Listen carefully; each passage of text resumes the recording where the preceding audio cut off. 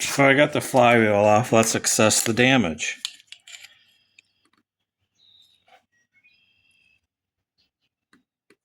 It's totally wore off. That's loose. This whole plate was loose and moving. The magnets are cracked.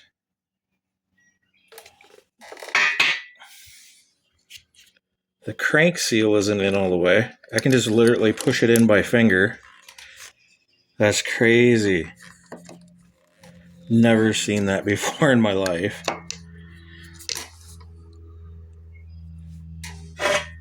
I have no idea how this thing is sparking.